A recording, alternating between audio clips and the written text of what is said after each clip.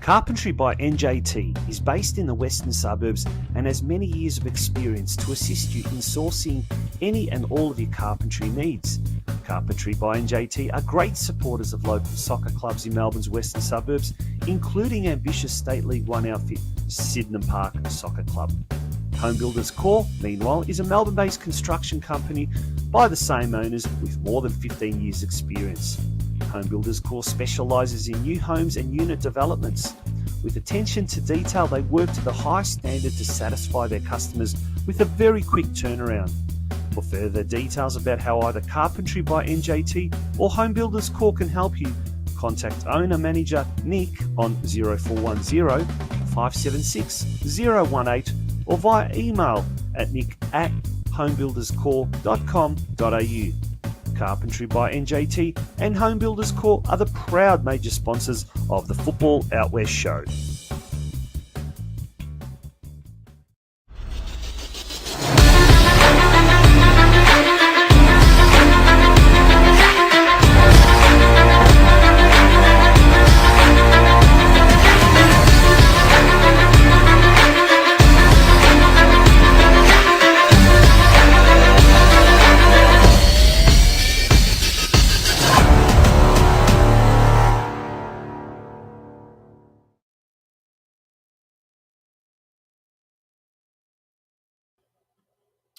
Good evening, folks, and a very, very warm welcome to you wherever you may be. Thank you for tuning in to episode 111 or season 5, episode 9 of the Football Out West show. My name is Tonchi Prusak, and right from the outset, it's an absolute pleasure to be with you for yet another huge Sunday night take on everything that has happened in Victorian football. And, well, I can't do it on my own, that's for sure.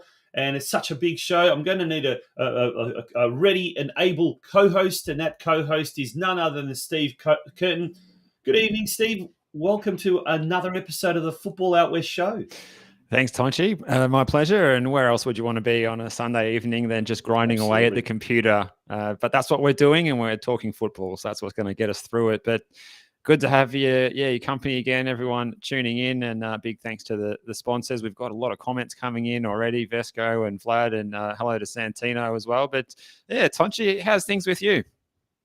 Mate, it was a beautiful autumn day today, full of football action all around the country and certainly around the region. And, mate, it's such a big show, speaking of a lot of football action, that tonight, mate, we can't do it. We can't do it just me and you. It's such a big, big burden carrying this show. And we've got some killer guests tonight. I tell you what, that we need the services of the man himself. He's making a welcome return to the Football Out West show, the wild Welshman, Craig Filer. Good evening, Craig, and welcome back to the Football Hour show. It's great to have your company, mate. Well, that's quite some introduction, Tom, so I'm not sure I deserve that. But yeah, hi guys, how are we all? Take it in your stride, mate. Take it in your stride. Yeah, absolutely. I don't get praise from him very often, so I'll take it in bucket loads. How are we all? Oh, very good, mate. Very good. Even better now to have the trio back together again. And geez, you've had a decent weekend of football, mate. A bit of a good result on Friday. A couple of games in the commentary position up on the gantry yesterday and today. And you guys were together yesterday. What was it like in real life being together? We worked it out. It was actually the first time this year that we've called a game in the NPL Victoria competition, and it was actually quite fun. It was quite enjoyable. The game itself wasn't, and we'll talk a little bit about that later. And Craig, you can tell us about some of the guests. But man, we did well to extract a little bit of, I think, entertainment. I think we did that out of yesterday's game. Anything else? North Geelong Warriors. It was a tough gig, Steve. Let me tell you, it was hard going for 90 minutes, but we got through it. A few beers last night certainly helped.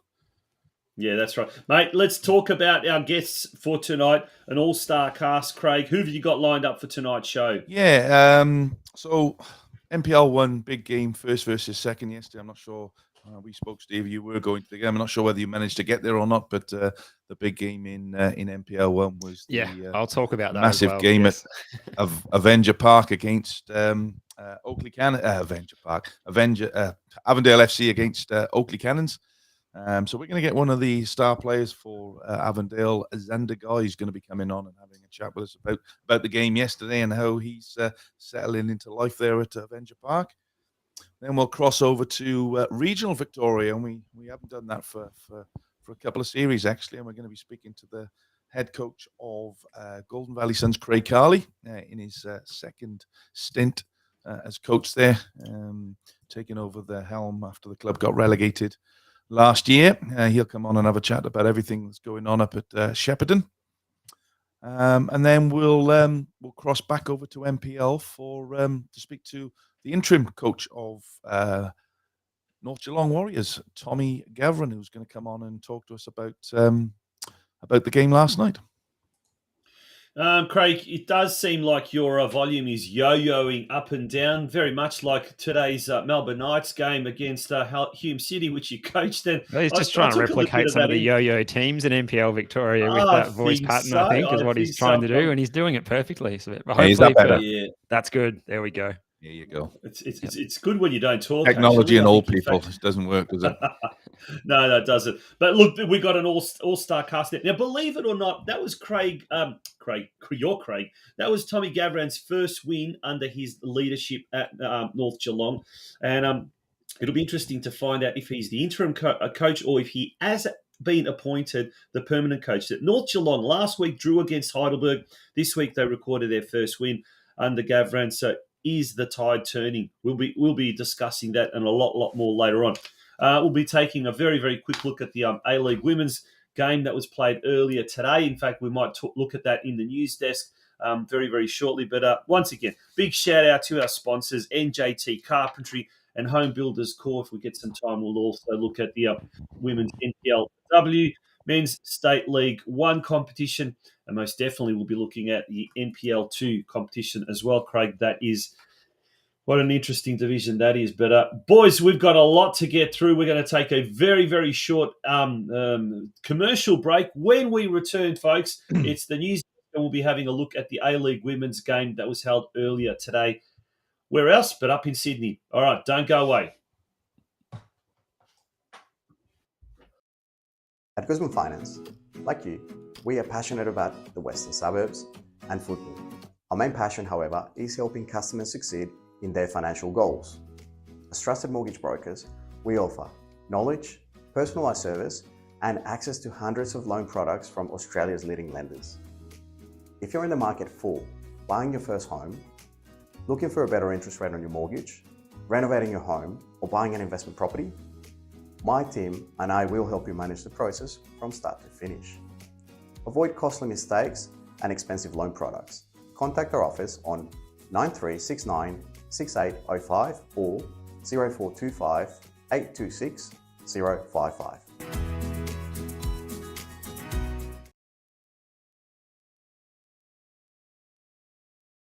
Welcome to Anytime Fitness in Werribee. The club with the most supportive, welcoming and friendliest members and staff. Whether you're a first-timer, gym goer or just an everyday person, we are here for you. A recently renovated facility offers you everything you need to get started with your health and fitness goals. Our club offers brand new state-of-the-art cardio equipment, an amazing functional zone for group classes, a lifting zone, and really does cater for every single person. So don't miss out. Come see us in club before April 30th to redeem this offer.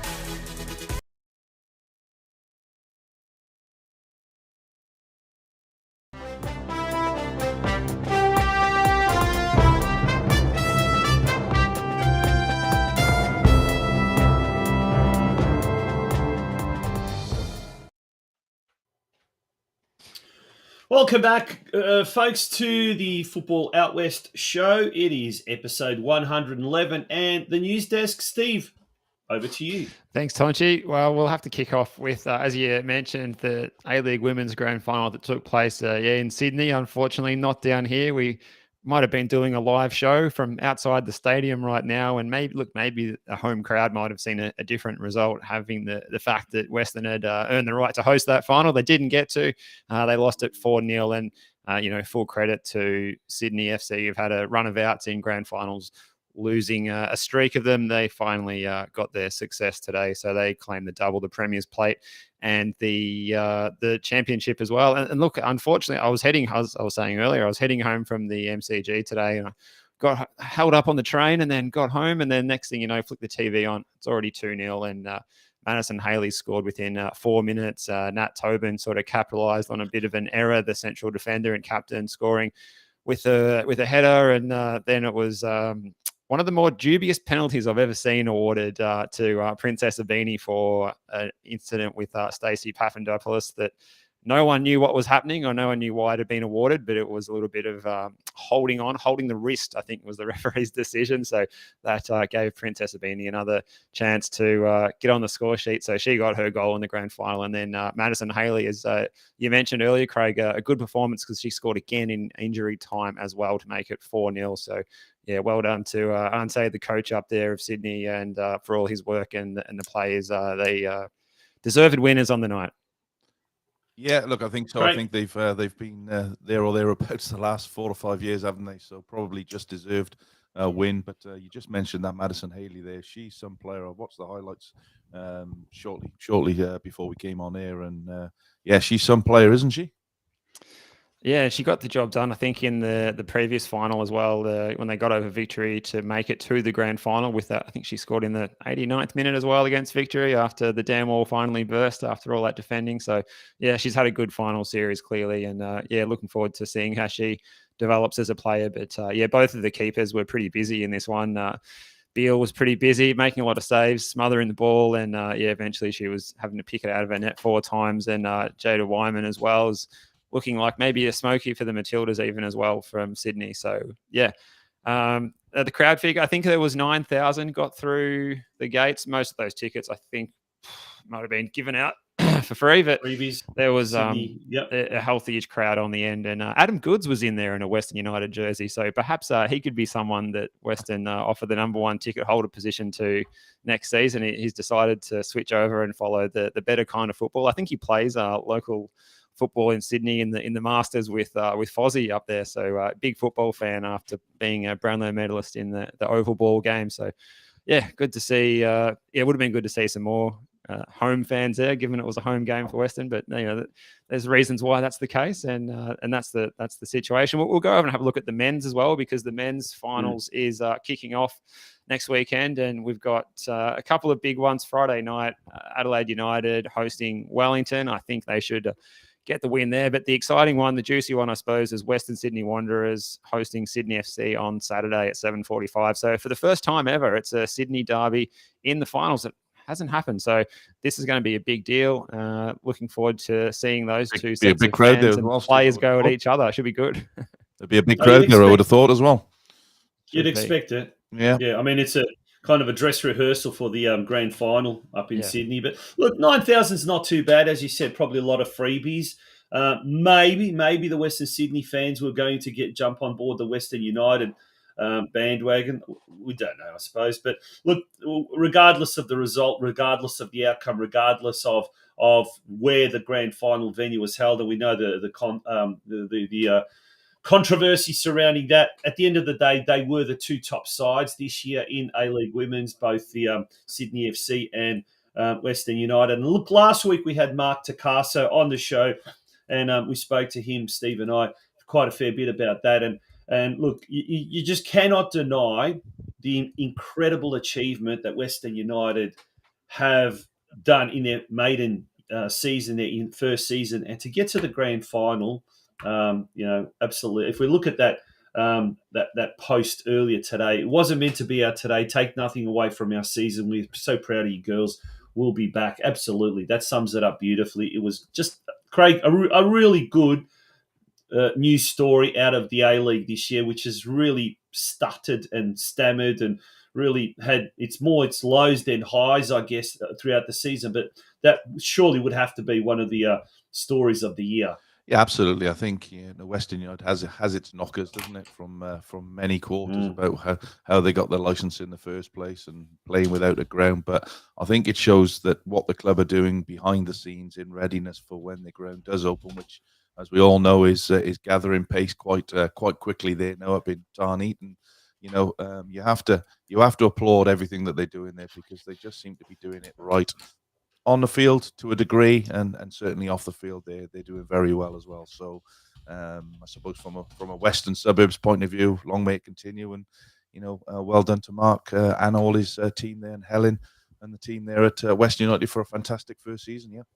Yeah, absolutely. And we probably should mention as well, last night over in Perth, the inaugural captain of the club from the men's side of things, Alessandro Diamanti, played his final game of his career, and what a long and successful career he had, as well as entertainer and someone who played the game with a smile on his face. And he was such a good ambassador for the club too. And I think it was fitting that they were able to finish the season with a win for him. It would have been more fitting if he had have fired in a left-footed free kick, but nonetheless, a Awini was substituted out in the 61st minute for James Troisi, and that was the end of his career, and chaired off after the game. I think also, Nikolai Topper-Stanley as well, the record holder, finishing up his career as well. So I think with that Alessandro Diamanti signing, Steve, some raised eyebrows were certainly had when they signed him, and he was coming here for the money and all that sort of stuff. But he's certainly been one of the best players that's graced the A-League over the years. When he was on form 2 seasons ago, he was untouchable, wasn't he? And it just shows the measure of the guy that he's still come, and he's still 36 years old, and still wanting to try and be the best he can. So again, another I suppose good, not so good news story coming out of Western United. Yeah. Look, we saw Melbourne victory yesterday. Once again, talking about stuttering and stammering, their last home game of the last game of the season. They'll be involved in there we go. Look at that. Brenton Ray, just as I was about to mention that, he's already brought it up. The playoffs as well. Perth Glory taking on MacArthur. And then also Melbourne Victory will taking on, I think it's Central Coast from memory or something like that, in the Australia Cup. Guys, just very, very quickly, because we've got our first guest in the green room and he's ready to come on, Xander Guy from Avondale FC. But Steve, maybe you first. We're obviously expecting a lot of players to be let go from pretty much all the teams, all the clubs, and Melbourne Victory especially. I wouldn't be surprised if Tony Popovic is no longer there come next season.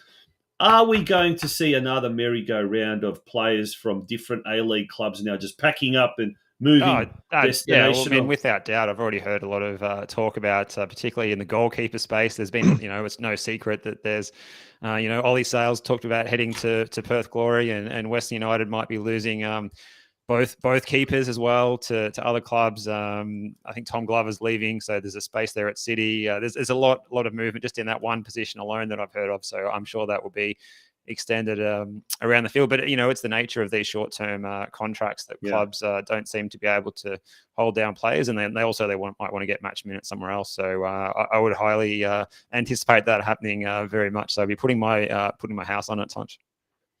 Yeah, Craig, comments about that? No, none at all. Right.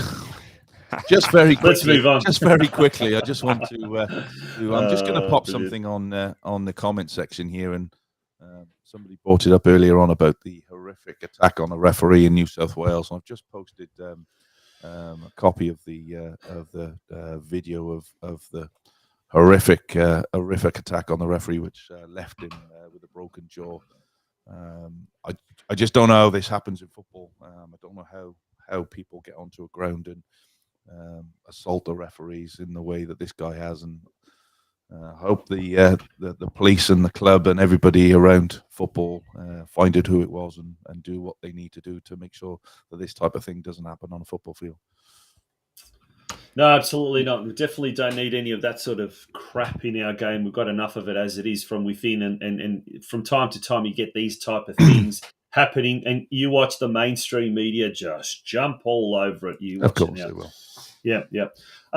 Gents, anything else? Is that it, Steve? We might move on. I just wanted to touch on, I think related to to Brenton's comment about supporters groups like the Cove looking like they're going to be boycotting the finals because of the grand final decision. There was a bit of news this week with the 100% independent, membership-based and democratic Football Supporters Association Australia coming out. They put a statement out on Friday about how they feel about the current state of the game following the professional game in Australia. So there's a bit of space, there's a bit happening in that space as well. So I think they've got a Twitter account going, and they're seeking members, and interesting to see how that course goes. But it can only be a good thing that there is groups sticking up for the fans, because for obvious reasons. And I'll touch on as well at the grand final today as well, a lot of young kids seen in the crowd when the cameras were panning around. Obviously, a lot of tickets given out for free, but why not try and keep that happening going forward for every game? Our man Brenton Ray says confirming a source that 8,500 tickets were given away. Freebies, I heard Ticketek confirm yesterday. Well, and if the overall crowd was 9,000 plus, well, you do your sums, folks. Anyway. There may be a lot of negativity around the A-League and the A-League women's at the moment, but there's a lot of positivity, I'll tell you what, happening around the NPL Victoria competition. And one of those definitely success stories of 2023 has been Avondale FC. We'll be speaking to one of their key protagonists, on-field protagonists, and that's Xander Guy, who'll be joining us shortly after this break. What a great story that is. They are at the moment just burning in the NPL Victoria competition. Folks, don't go away. It's episode 111, and when we come back, it's all NPL talk here on the Football Out West show.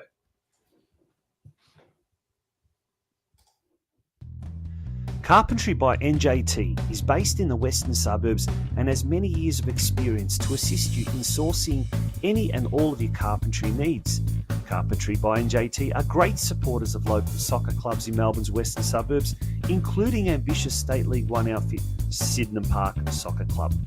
Home Builders Corp, meanwhile, is a Melbourne-based construction company by the same owners with more than 15 years' experience. Home Builders Corp specialises in new homes and unit developments. With attention to detail, they work to the highest standard to satisfy their customers with a very quick turnaround. For further details about how either Carpentry by NJT or Home Builders Corp can help you, contact owner-manager Nick on 0410 576 018 or via email at nick@homebuilderscorp.com.au. Carpentry by NJT and Home Builders Corp are the proud major sponsors of the Football Out West show.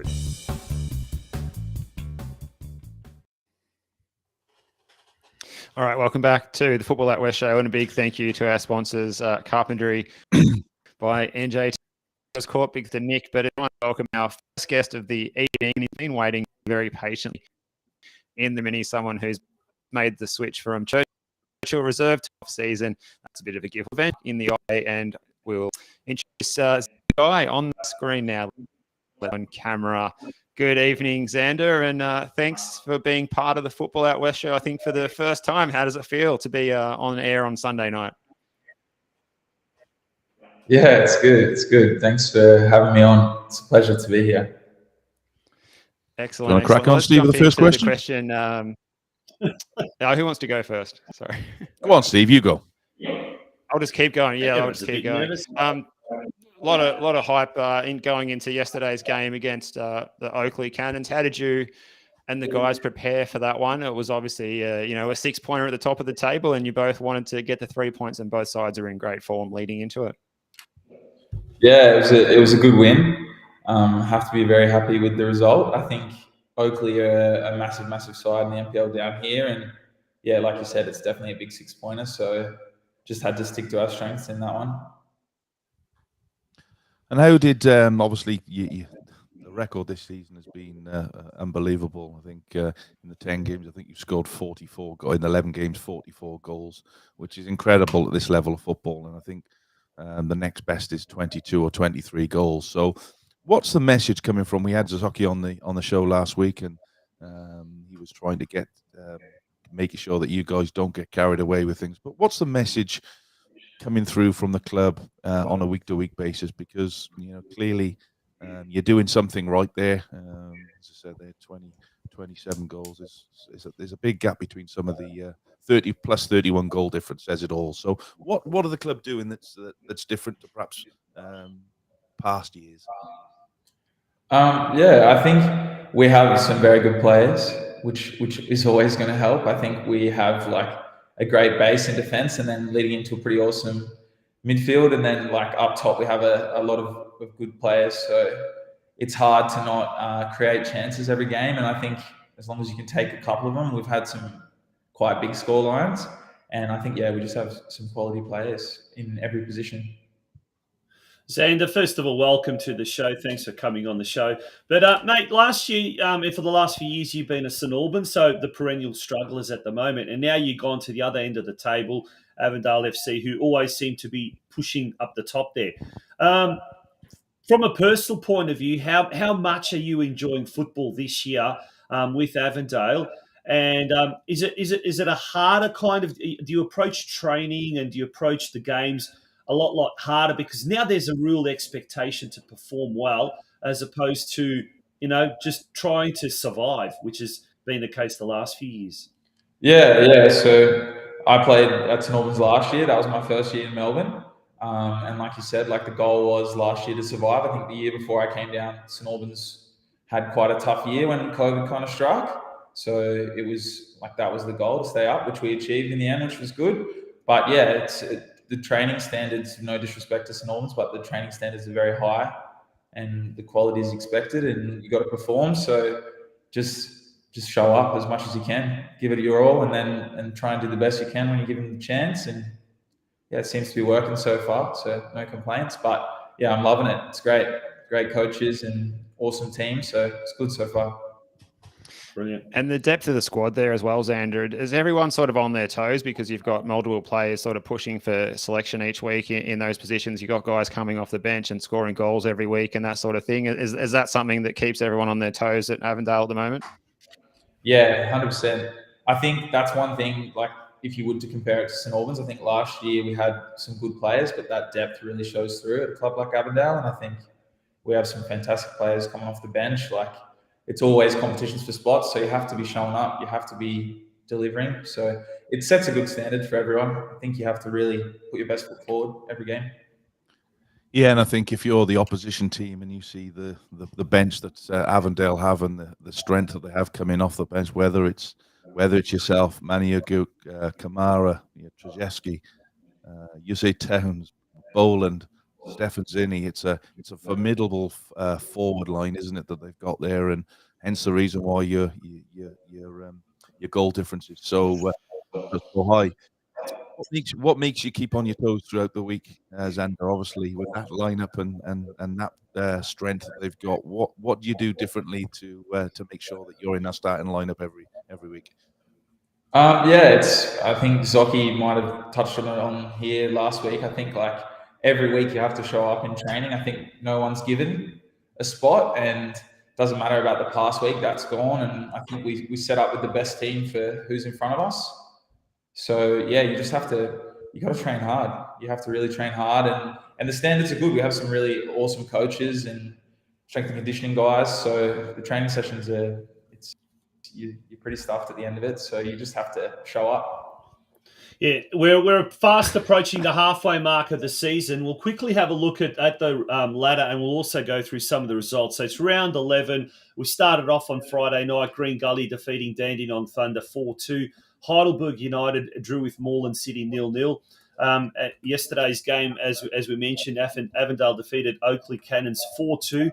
North Geelong Warriors got their first win since the opening round, 1-0 win over St Albans. We've got Port Melbourne defeated Bentley Greens 2-1. And then today, South Melbourne absolutely walloped Altona Magic 5-1. And then Melbourne Knights and Hume City fought out a 1-1 draw with Hume City scoring a 95th minute goal. But Xander, look, we've seen in the Dandenong Thunder, Port Melbourne, Altona Magic, and then Hume City, a red card on each of those occasions. So that's 4 red cards in the one round. Craig's mentioned this and talked about this. and there's obviously a directive from the referees or whatever the case may be. But what's your take on it? Have the referees been a little bit, and we've got to watch what we say here, the referees been a little bit too card happy, or is it just, I don't know, reflective of the physical nature of the elite division here in Victoria?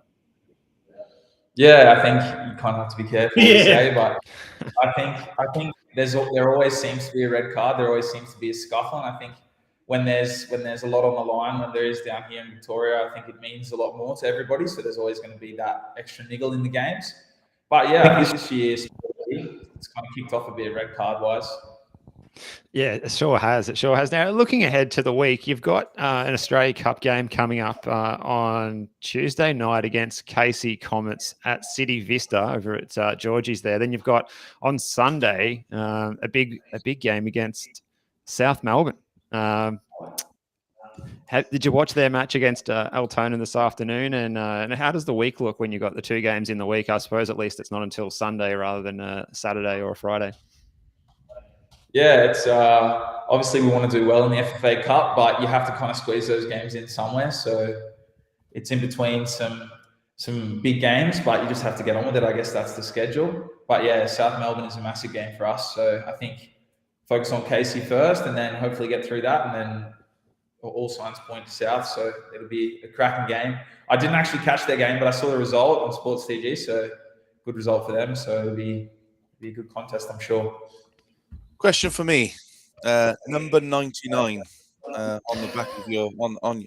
How has that number come about? Because obviously it's not your standard number. There's obviously a story behind it. So I'm sure those that know that you wear number 99 will be really keen on knowing why. Yeah, I came to Avondale as probably not the biggest name on the team sheet, and thought, I'm just going to give whoever has the numbers. Like, you kind of want the 7s and the 11s, and like Zinni and Yusuf Ahmed, who are unbelievable. So you can't really take it off them. So I made the joke to some of the boys that the only number available here is 99, and it turns out that it was. So we took that. There's a story for it. Well, how have you settled into? Sorry, Tonch. How have you settled into life down here in Victoria? Because obviously playing up in Queensland and coming down to Victoria through that COVID, how have you settled into Melbourne now? Is this your home? Is this where you want to sort of keep playing your football? Yeah, it's been good. It's a little bit colder than where I'm from. Kind of getting used to playing in those winter games. It was a little bit hard at the start. Copped a bit of slack for the gloves, but is what it is. Oh, I like the gloves. They're great when you get out there with the long sleeves and the gloves, Xander. Yeah, it became a bit of my look, but no, it's good. I really enjoy it. It's like you guys kind of touched on before. I feel like it's the pinnacle of NPL football. So everyone kind of in Queensland, if you want to kick on, you come down and play here. There's been a lot of Queenslanders come to Victoria over the years, so it's been great. Everyone's been super welcoming, and St Albans looked after me really well last year, and then same again with Avondale. So it's been good. I'll be here for the foreseeable future, hopefully kicking on with Avondale. So yeah, it feels like home down here football-wise, so I'm enjoying it. Well, that's great news for all Avondale fans, that's for sure, and Victorian football pundits as well. Mate, wishing you all the best for the rest of the season. Let's see if Avondale can go through the season as the Invincibles. But next week, a tough game against South Melbourne. That's at the Lakeside Stadium next Sunday, 4 p.m. And it's a nice change from the usual Friday and Saturday and Saturday night games to have a Sunday afternoon game. So, mate, hopefully that'll be a big crowd, and hopefully it'll be nice weather like it was today. But all the very best to Xander, and thanks for joining us here on the Football Outward Show. Thanks, guys. Appreciate it. Thanks for having me. Thanks, Xander. Thanks, Xander. Thanks for your time. That was Xander Guy from Avondale FC. When we return, as Craig said at the start of the show, we're going to go a little bit regional, focus on some of the regional clubs that we don't get a chance to do so normally, and it's the Goulburn Valley Suns that we'll be taking on examining very shortly, and their coach, Craig Carley. He'll be joining us straight after this break, folks. Don't go away. We'll be right back.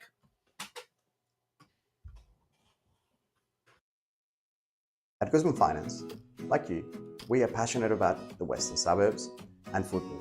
Our main passion, however, is helping customers succeed in their financial goals. As trusted mortgage brokers, we offer knowledge, personalised service, and access to hundreds of loan products from Australia's leading lenders. If you're in the market for buying your first home, looking for a better interest rate on your mortgage, renovating your home, or buying an investment property, my team and I will help you manage the process from start to finish. Avoid costly mistakes and expensive loan products. Contact our office on 9369 6805 or 0425 826 055.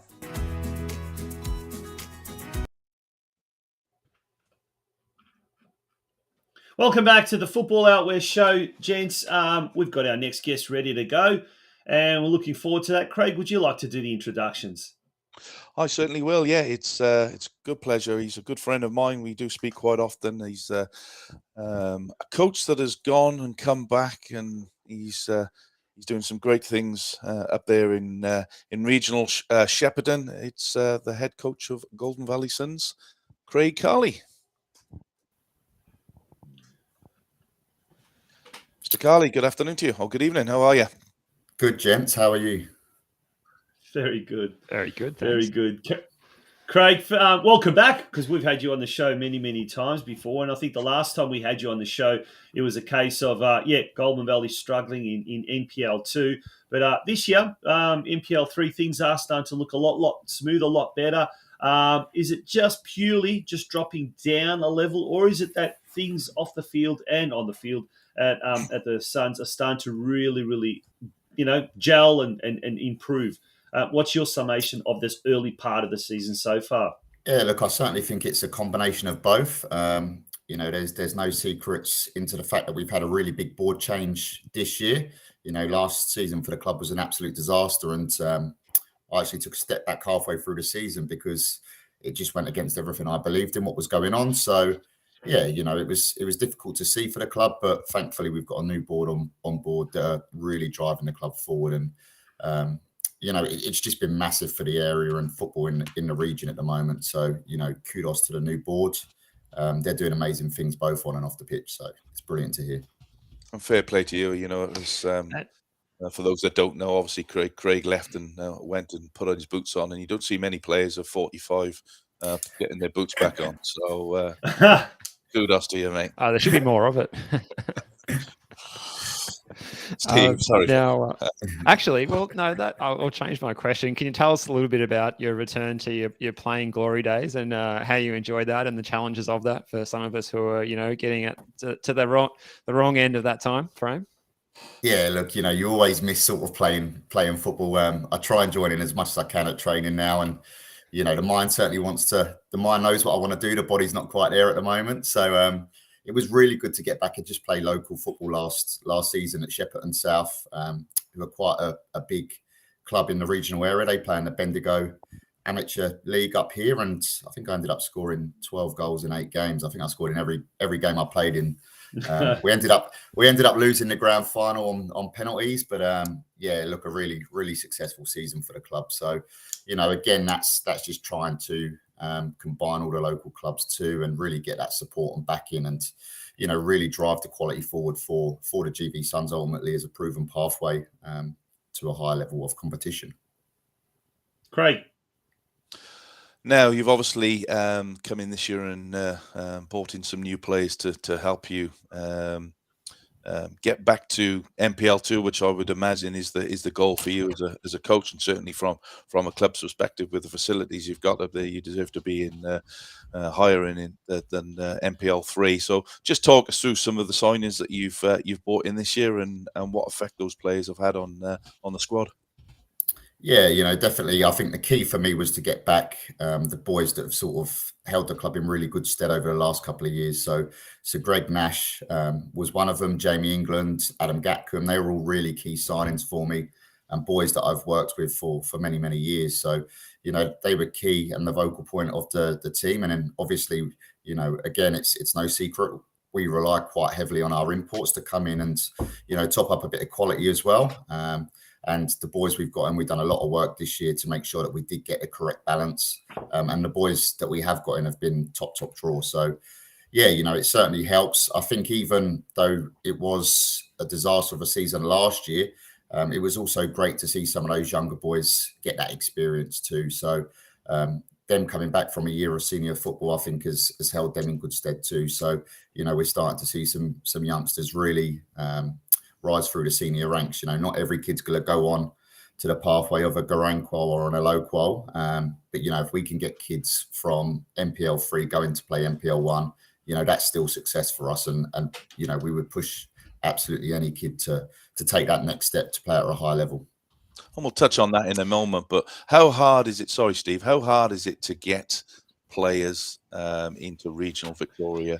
Because Good question. a week is a 2.5 hour drive for you, 3.5 in some instances in the southeast. How hard is that as a club to try and get those players to come and play? Yeah, look, it's virtually impossible in this day and age. Any player that does want to come here requires quite a high level of financial remuneration. It's very time consuming. So we've gone completely against that. Correct.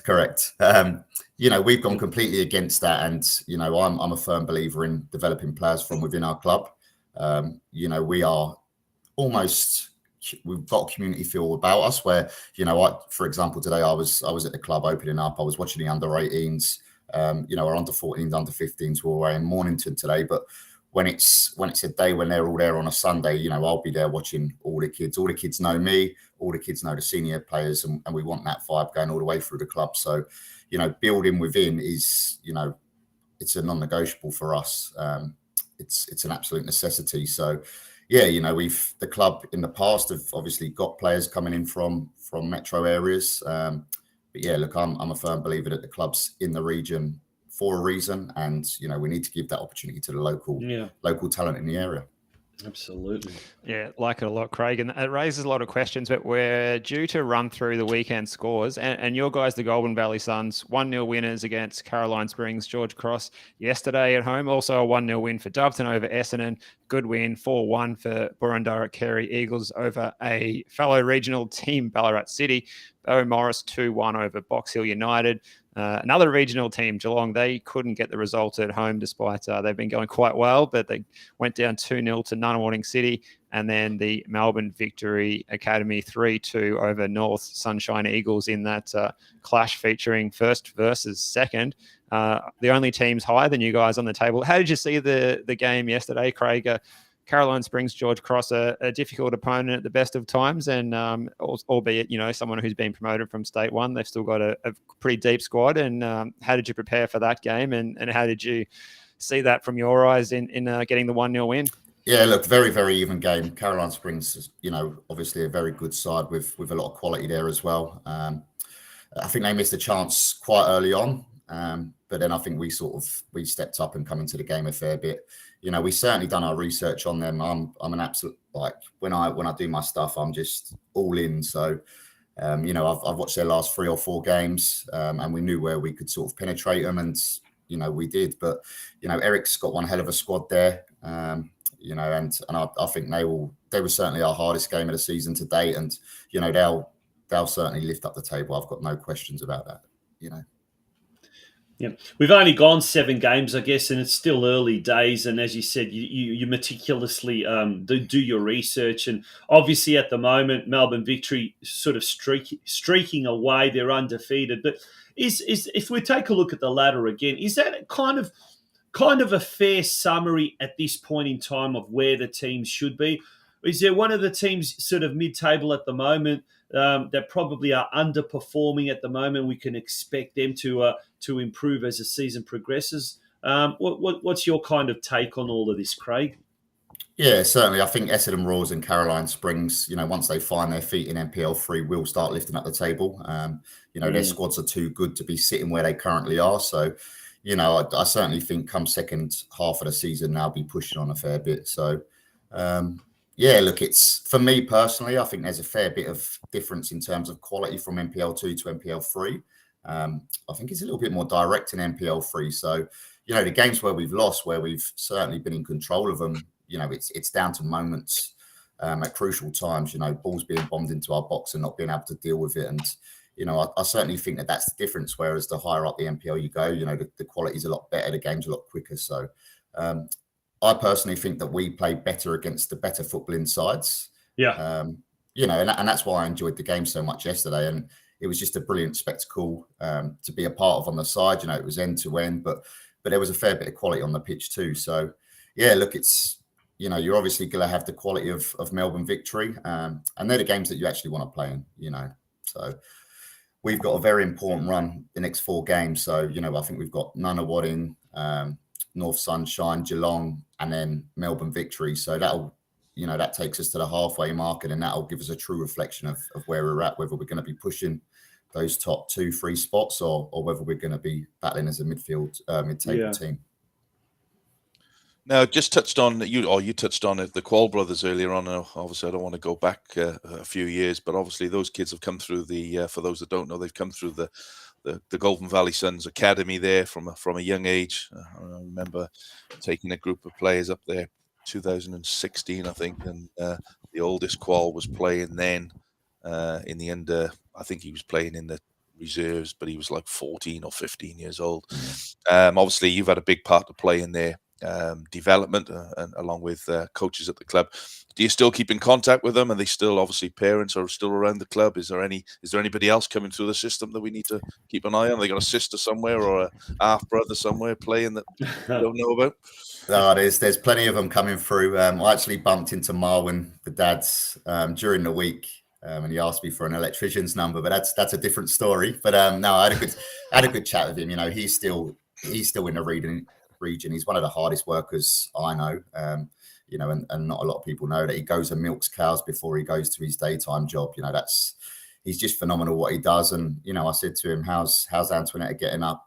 How's she getting on up in Sydney now?" Because Tang, who's the middle brother of the 3, is he's at Western Sydney at the moment. So I said, just bring him down. We'll sign him for the second half of the season. But they're looking to relocate back to the region as well. So that means that we get Diddy, Quilly, and Qual as well. They're the youngsters that are really coming through. They're the real young ones at the moment that you just see kicking the ball absolutely everywhere.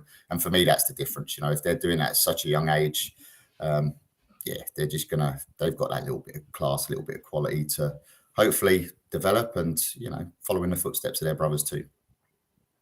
And Craig, does it seem like the other youngsters around the club and the academy are, inspired by these, they are inspiring stories? Do you see players, lifting because they can see that pathway, they can see what's there, and they can see that excellence that's been achieved from within the club, but also from a point of view of affordability with getting players in an area that's not known for being like one of the higher socioeconomic areas in the state. Is that a challenge as well to get the best players in and the prices and making sure that we don't miss any talent? Yeah, definitely. The cost of football in this country is ridiculous. We don't discriminate against any kid. If any kid wants to play and is good enough to play for the GV Suns, they'll play and we'll find a way. That's one thing that the board have come on board and certainly made sure of. So someone will sponsor if someone can't pay. And that's one of the true values that I love about this club is that's their way of giving back to the community. We've got some quite wealthy backers who put money in the correct way. It doesn't go into the seniors. We would still have probably the lowest, if not one of the lowest budgets in NPL 3. And again, that's what we aspire to be. But you can certainly see there's been a shift in the attitude of some of the youngsters that do come through. I'll quite often just drive past the ground, only live 2 minutes away from it, and you'll see some of the under 18s at the moment. They're there almost every day, just doing extra. And that's just the difference. That's what you used to see with the Qual kids, and that's starting to filter through now. So, I think we're setting some really good standards. Again, I was really impressed to see James Neuenhausen pick up an A-League winners medal on the weekend. Another youngster that sort of come through the club. So, yeah, look, hopefully we can get a few more in years to come. And as I said, success doesn't have to be playing for Australia. Success can be from leaving us and going and playing NPL 2 or NPL 1. And again, we welcome that with open arms, and we'll push any kid that wants to play at a high level. That is so great to hear. And let's turn our attention now to the immediate future this weekend coming. Let's look at the fixtures for round 8 in NPL 3. Box Hill United hosting Doveton on Friday. Then on Saturday, we've got Nunawading City at home to Melbourne Victory, a big game there. Geelong at hosting Burundara Carey Eagles. Caroline Springs George Cross at home to Bow Morris. and Essendon Rules at home to Ballarat City. But the big one, they're at Larissa Reserve, North Sunshine Eagles taking on Goulburn Valley Suns. That's 3 p.m. kickoff. In a nutshell, Craig, it's a tough place to visit, but what are you expecting from the big game against North Sunshine Eagles? Oh, look, a tough game. They're a very well-drilled side. I watched their game this afternoon against Melbourne Victory. Very attacking side, some good players. So again, these are the challenges that we want. This is why we coach. This is why we play football. So really looking forward to it, to be honest. We know? And are you travelling down for the Australia Cup on Tuesday night as well against Lalor United? Just a big, just another quiet week at the office for you guys. No, it'll be good. And again, it gives us an opportunity to play some of the boys that probably haven't got as many minutes lately. Again, we entered a competition to do our very best and go as far as we can. So we will be taking quite a strong squad as well. But we'll be trying to break in a few of the younger boys too at the same time. So really looking forward to that too.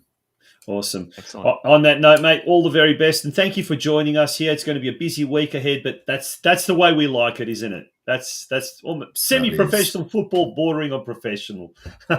Certainly is. Thanks, gents. You're doing a great job. Thank you. Great chat. Thanks, Craig. Craig Carley from the Goulburn Valley Suns, and that's one of the other pitfalls of being a regional club, the amount of travel that you have to do into the metropolitan zones. Oh, for them, it's horrendous, isn't it? Yep. That's 2.5, 3 hour trip just in one direction. Every other weekend and twice this weekend. It's a big ask for players that are working jobs out on building sites and then have to travel to Melbourne for a game of football, not probably getting back till midnight. Big ask.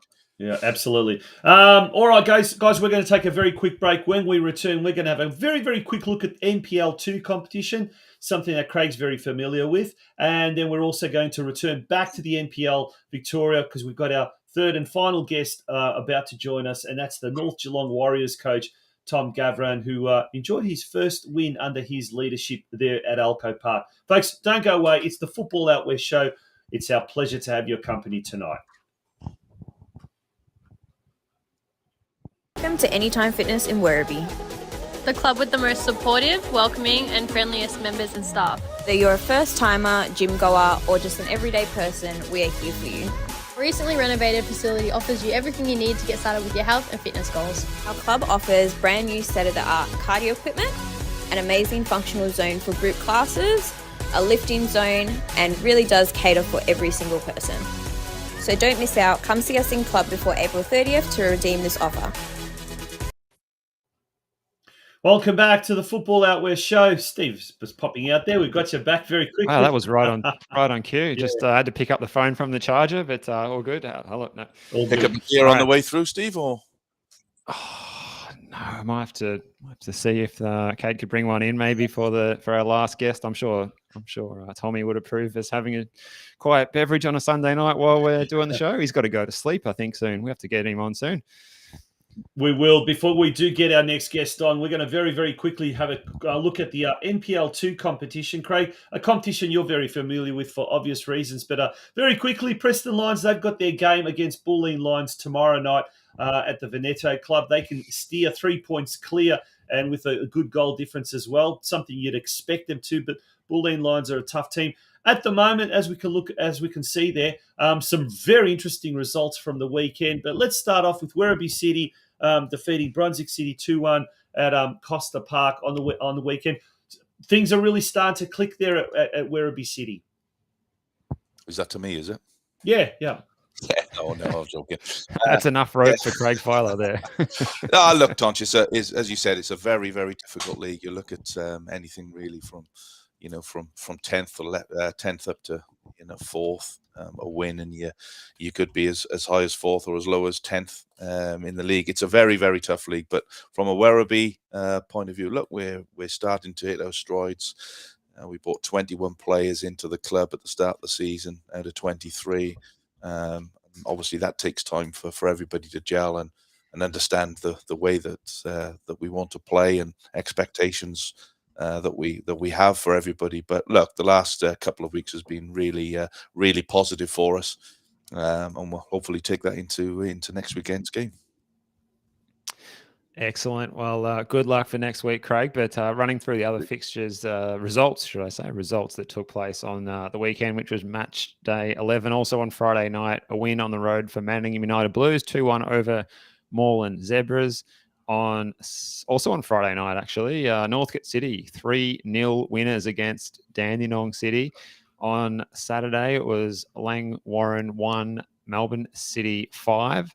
Eastern Lions, a 1-0 win against Pascoe Vale, so a big win for Eastern Lions, and a big win for Kingston City, 1-0 over the Western United side. And yeah, looking forward to that big fixture tomorrow night, the Lion Derby, Bulleen Lions against Preston Lions. Yeah, and then if you look further afield to next week, Dandenong City hosting Bulleen Lions, so not a big turnaround. That's Friday night at the Frank Holohan Soccer Complex. Same thing with the Preston Lions. They'll be coming up against the Eastern Lions. Geez, all these Lions in NPL 2 competition. This is the Lions League, I think. It's no longer the Chaos League. It's now the Lions League. That's right. Pascoe Vale at home to Brunswick City, a very important game for Pascoe Vale, also on Friday night. And then a fourth Friday night game, Langwarrin taking on Werribee City down at Lawton Park Reserve. On Saturday, Manningham United Blues taking on Kingston, which is the only Saturday game. How weird is that? And then on Sunday, Western United taking on Northcote City out at City Vista Sports Field, and then Melbourne City taking on Brunswick Juventus. That is going to be, well, the bottom of the cellar dwellers, but Melbourne City, they're certainly headed on the way up, and that's for sure. It's a chaos league, we call it, but I tell you what, it is a very, very interesting league.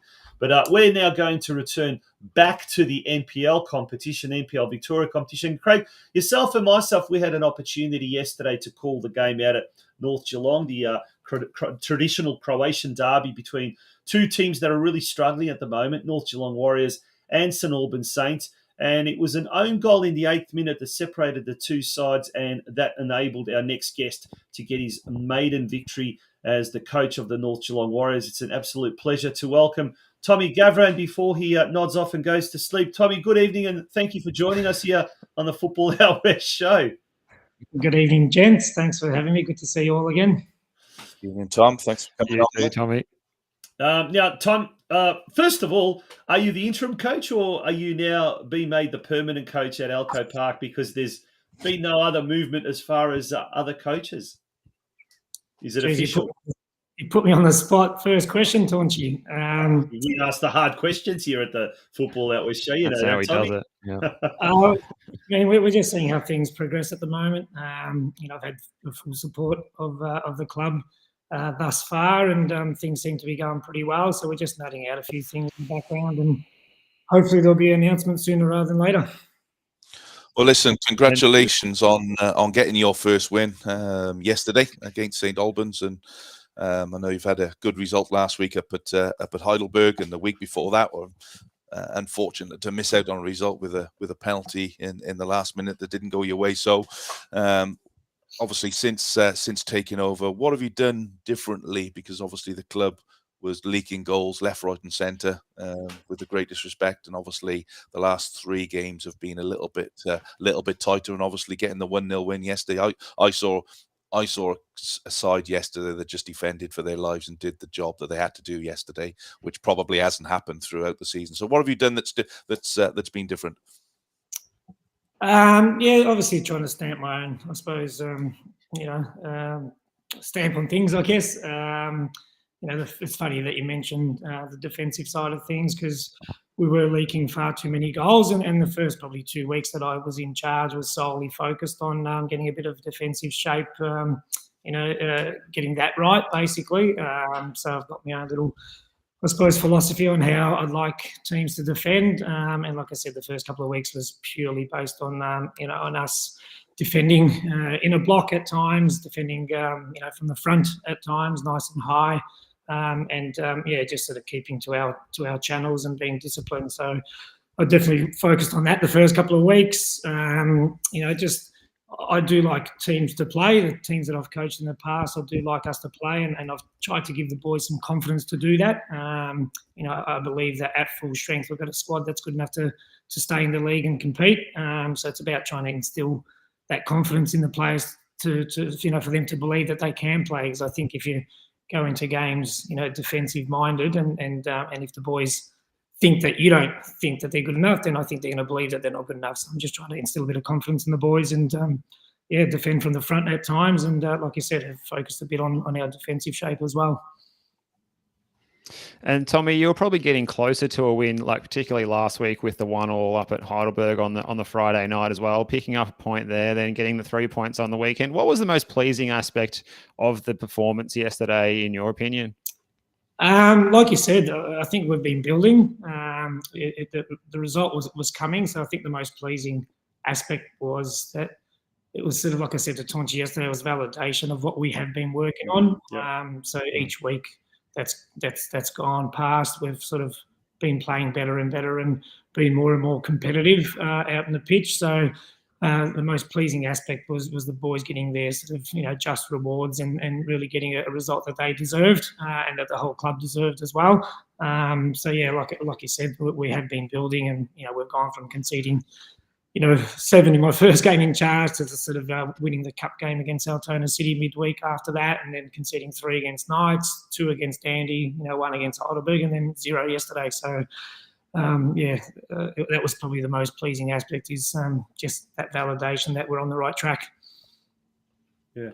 Now, just before you came on the camera, Tommy, we had Craig Carley, the coach of the Goulburn Valley Suns, and he made a really good point about the predicament that a lot of regional clubs are faced with, and that is finance and attracting and subsequently attracting quality players. Now, you're Melbourne-based, so you travel to Geelong, as do some of the boys there, and I guess Geelong isn't as far to Melbourne as Goulburn Valley, as Shepparton is, but obviously North Geelong has that problem. It hasn't got the budget of some of the bigger clubs. It's not able to attract players. So this year you've relied a lot on in-house players and bringing up some of the youth, and just some of the names that have rose to the fore this year: Kai Williams, Luke Zivcic, Rocca Ramage. Oh, I love that name, Rocca Ramage, Marko Juric, and there was a young fella called Spencer Hand from the under-21s on the bench yesterday. He didn't make his debut, but a fella that did make his debut, Mark Gudasic, came on in the 90th minute. How's the attitude of these young players been? And they seem to be, a lot of them, very, very young. And Juric, for example, 16 years of age, Ramage 17, Zivcic 17. They're very, very raw. They're very, very young. How good are they? Or are they just being given an opportunity, or are they actually really deserving of their place in the 11? Another tough question. Jeez, a long one, boy. You told you that's a long question too. A long question. Answer any one of those 5 questions he asked. Yeah, War and Peace has just been read out. I like to paint the picture first, and then let. That's fun. Does the show finish? 10:30. Yeah, you're right. I mean, there's North Geelong are sort of notorious at the moment for having a bit of a production line at that junior level. As you're probably aware, they've made Division 1 in all the NPL sides from 14s up to 18s, and obviously the 21s are fairly competitive at the moment as well. So it's only natural that we try and progress them through to the seniors, because that's what we rely on and we depend on. As you said, we can't compete with some of the big boys, but having said that, we're not a club that is threadbare, and we've got a lot of support from the local Croatian community in particular, and also the Geelong community. But yeah, to answer your question, they are good enough. Obviously, you need to sort of pick and choose, the moments that you give them some minutes. You do give them their debuts. We're sort of starting to get a few, players back now, and we're starting to get back to full strength. So, some of them got their debuts by sort of design, I guess, because of the fact that we needed some players to step up. But yeah, there's some really good talent there. The names that you mentioned, some of them haven't even got their P's yet. They're still sort of getting lifts in with their parents. So it's really good. That I think the other week there was about a 3-week period that my whole bench was under 20, I think under 19. Yeah. From 16 to 17 up to 18 or 19. So. Some really good kids. Most of them do train with us on a regular basis. So there's about 4 or 5 of the names that you mentioned earlier train with us pretty much all the time. And then the likes of Marko Juric and Spencer Hand, sort of, I bring them up when I need them. But Luke Zivcic, Rocca, Mark Gudasic, the guys that you mentioned, they all train regularly with the first team, which they obviously benefit from. Now, look, you mentioned there. Sorry, Tons. You mentioned there that your players are coming back. That's been a key for you. Obviously, George Ellis missing a big part with his shoulder, and obviously Lockie McGrath now coming back in as well. Does it is clearly going to make a difference now to you, obviously your selection and how you set up going forward? You know, you brought Lockie McGrath on yesterday to give a bit of legs in that middle of the park when it was starting to sort of push towards St Albans having a bit of a run, and you know you've got the likes of Nikola Jurkovic in the middle of the park, who was went down about 5 times with cramp in the second half yesterday afternoon. So how key is it to get those players back on the field? What are you implying there, Craig? Nicola won't be happy with that comment. So I told him after the game, yeah, he needs to drink some more fluids. He's as hard as nails. He had a fantastic game, by the way, yesterday. He was. He was. I'm glad he's on my side and not the opposition, mate. So, did he run as much as you walked up and down the touchline? No, that's my next question, because if you had a GPS tracker on yesterday, I reckon you'd done about 13 Ks. Yeah, I got a few blisters on my feet as a result. But to answer your question, it's good. We're starting to get some of our key players back. We went through probably about a 6-week period where we had upwards of 6 or 7 players out from our first team squad, and that really impacts your depth, obviously, at this level. When you do get promoted, your depth is, will get tested. I mean, any team will get tested if they've got that many injuries, but obviously when you get promoted, you sort of can't afford to lose that amount of players. But, the last probably 3 weeks in particular, and especially the last 2, I've had a bit more consistency with the lineup, in both formation and in personnel as well. Bringing Georgie Ellis back into the fold has been really, really good. We've obviously missed a few players through suspension at different times as well. But yeah, we almost back at full strength now with minus a couple of boys that are still coming back from injury. But yeah, bringing the likes of Lockie McGrath off the bench is a bit of a luxury too. So he'll definitely be pushing for a first 11 spot over the next few weeks, as well as Nelson Salvatore, who missed a couple of weeks through food poisoning, would you believe? He pulled out on the morning of the Melbourne Knights game on Easter Monday, and we haven't seen him since, up until yesterday was the first time we'd seen him. Yeah, he trained a couple of times this week as well. So, we're definitely, like I said at the start, I think at full strength, we can compete with most teams in this league. Well, hopefully, Nelson's feeling better and he's back on deck soon. But have the boys and yourself been watching Noah Skoko over there in the UEFA Youth League, getting all the way to the final with his under-19 side with Hajduk Split, and getting a bit of inspiration from that you can apply on the pitch at Elko Park, perhaps? Yeah, I think some of the boys have been watching it. I know they showed the semi-final live at the Croatian club down at Separation Street last week. So I think a few boys got up early to watch that. I've been sort of just tracking the results. I didn't have the pleasure of coaching Noah because I wasn't at the club last year, but from all reports, he was a star at his age of 16 or 17 at senior level. He was, a creative force in NPL2. So.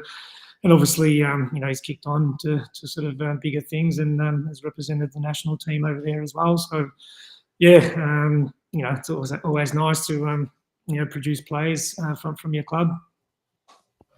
Now, Tommy, you mentioned before yesterday's result was a validation of a lot of the hard work you've been doing recently. And you also mentioned to me after the game yesterday, sometimes you need that validation to get your confidence up. And that's something that's slowly been building the last few weeks. Now, mate, you're going to need that confidence going into next Friday's game because it's going to be a tough one. Oakley Cannons, but look, the season isn't made just from one game and one result, and Oakley Cannons are a little bit wounded at the moment. But if we have a look at that ladder, I mean, I tell you what, a couple of good results, and you could shoot right up into a mid-table position. What do you do now going into this game that's a real tough one, but the boys 4 points from the last 2 games, anything's possible. Anything's possible when the momentum shifts. What are you looking at doing mainly this week in training? I'll have a look at Oakley's game when I get a chance. I'll sort of spend today looking at our game from yesterday. So over the next couple of days, I'll have a look at Oakley's game against Avondale, and probably I tend to watch 2 games as well just to see if there's anything different from the week before, as opposed to just the previous week's opposition. But yeah, like I said earlier, I try to instill confidence in our boys as much as possible, and our change room is a real positive one at the moment. It's a real healthy change room. The attitude of all the boys is second to none at the moment, and there's a real camaraderie amongst the boys at the moment, and that shows in the way that they're playing at the moment, and even our GPS figures are really good at the moment too. We're sort of smashing our stats through the roof the last few weeks. So yeah, it's just about giving them confidence. We don't want to go in there with a negative mindset. Like I said earlier, I think if you go into the game with a negative mindset and try and defend from the first minute, it's pretty hard to keep out a team like Oakley for the whole game. So we're definitely going to try and get on the front foot.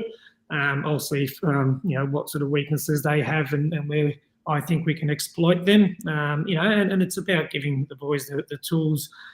The right tools, and then them making the right decision for the moment that presents themselves. So, when it's on to play out, I want our boys to play out. If it presents itself, if it's, a bit difficult to do so because they're applying a bit of, front pressure on us, then we will go direct at times. But we've really made a point recently to try and play in the opposition's half a lot more than our own. And we need to, sort of concentrate on getting as many entries into the box. And yesterday was a good example of that. They got an early ball in, and we've sort of been focusing on getting a few more balls and bodies into the box, during the game. And I think we've probably created more chances in the last probably 3 or 4 weeks than we did in the previous, 6 or 7 games. That was clear yesterday. Tommy, I said in the commentary that there was a certain way that you were trying to get down that left-hand side or the right-hand side of St Albans yesterday with the diagonal balls and Steve Fidel and I think who was it? Matthew Stubbs on that left hand side, and it certainly did you very well for the majority of the game. But as Tonchi said, then it's Oakley Cannons next week, and then the tough one. They don't come. There's no easy games in this league. Is there Oakley Cannons, South Melbourne, and Bentley and Port Melbourne? The next 4. But look, rest assured, buddy, if they put a performance like they did in yesterday and they work as hard as they did yesterday, the results will continue to come, and we'll see Geelong start to get up that table. I have no doubt. It was a tough day yesterday to watch, but hey, 3 points is all that mattered yesterday. So congratulations. That's all that matters. Congratulations on Absolutely. that win, mate. And I hope you guys can start getting up that table. No, thank you. Yeah, I think the boys deserve a little bit more credit than it was a tough watch yesterday, because I think the boys have been playing some nice football at times, and like I said, we're trying to play football and not just play for the result. And I've been really pumping performance over result, and with performances comes result, and you can sometimes you can sort of get a result once every few weeks if you're just playing for the result, but it's not a long-term solution. So I'm trying to rectify the way we play so that it's a bit more sustainable, so that performances like yesterday and the week before aren't just a fluke and a coincidence. They're actually we've worked on it, and it's actually, like I said, validated and justified. So we'll go into this week's game full of confidence, and that's my job to instill that confidence, and we'll have a good week on the track, and we've got the cup game the week, the Tuesday after that too, so a big 10 days coming up. Big 10 days, yeah. And look, at the end of the day, the result yesterday was a very, very positive one, and that can be season defining sometimes when you look back at it. But either way, the next few weeks are going to be very, very difficult, very tough. But it seems that finally things are starting to move in the right direction at Alco Park. So Tommy, we wish you and the Warriors all the very best. I'm biased, obviously, but we do need a team outside of Melbourne in the NPL Victoria competition, and at the moment that's a team from Geelong, so let's keep it that way. Good on you, Tommy. Thanks for joining us this week on the Football Out West show. Thank you for having me, and hope to see you all soon. Thanks, Tommy. Thanks, matey. Thanks, Tommy. Good luck, mate. All the best. A real gentleman of a bloke. He's he's very fit because, as you said, Craig, he clocked up quite a few Ks pacing up and down the sidelines there. That's for sure. Gents, I think that really brings us now to the end of our program. Thanks, guys, for being with us tonight. Thank you to everyone who's joined us tonight and stayed with us, and thank you to everyone who's been very, very active on the chat, in the comments section. We do appreciate your Absolutely. interactive approach to the show. Just one for me, Guys. Conch, just before we do go, and it's never nice to see anybody have a career-threatening injury, especially when it's playing in the over 35s. But big shout out to Cam Dahl from Point Cook Soccer Club, who had a nasty break from a horrific tackle on Friday night, and you don't like to see that at any age, No, we but don't. specifically when you're getting on in years. So wish Cam all the very best over there at Point Cook, and hope he gets a quick recovery. Yeah, get well. Good. All right, folks. Thank you very much for joining us. We had so many guests. We weren't able to get through everything we wanted to get through, but hopefully next week we'll be able to tackle some of the leagues that we don't normally get a chance to cover. But in the meantime, have a great week, and we'll enjoy your company again next week on the Football Out West show next Sunday night at 8 p.m. Good night, and thank you. Bye-bye. Good night.